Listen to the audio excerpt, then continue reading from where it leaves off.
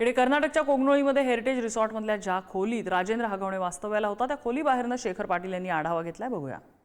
वैष्णवी हगवणे यांचे सासरे राजेंद्र हगवणे फरार काळामध्ये ज्या हेरिटेज रिसॉर्टवरती राहिले होते त्याच हेरिटेज रिसॉर्टच्या एका रूमची दृश्य आपल्याला दाखवतो.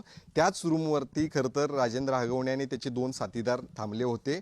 19 मे रोजी राजेंद्र हगवणे याच रिसॉर्टवरती आले होते. जवळपास 3 दिवस या ठिकाणी राहिले अशा पद्धतीची माहिती मिळते. 19, 20 आणि 21 रोजी सकाळी त्यांनी या ठिकाणाहून चेकआउट केलेलं आहे.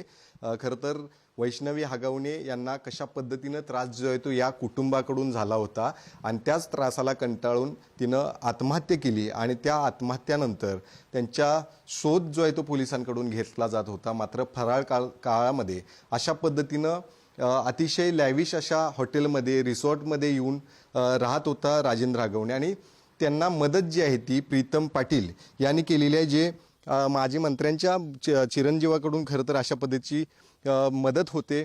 त्यांनी स्वतः या ठिकाणी येऊन बुकिंग केलं होतं आणि सगळे व्यवहार जे ते कॅशमध्ये झाले होते अशी देखील माहिती जी आहे ती इथल्या मालकांनी दिलेली. त्यामुळं निश्चितच आहे एका सुनेचा आपल्या मृत्यू होतो, आत्महत्या होते आणि त्यानंतर अशा पद्धतीनं फराळ काळामध्ये लॅविश आयुष्य जे आहे ते 2 दिवसांमध्ये जगलेलं आहे. त्यामुळं निश्चितच या सगळ्या पार्श्वभूमीवरती पोलीस आणखीन कोणकोणत्या बाबी तपासणार आहेत, आणखीन कोणकोणत्या बाबी जे आहेत त्या तपासामध्ये समोर येणार आहेत हे देखील पाहणं गरजेचं असणार आहे. कॅमेरामन ओंकार वळवडेसह शेखर पाटील, पुढारी न्यूज, कागल, कोल्हापूर.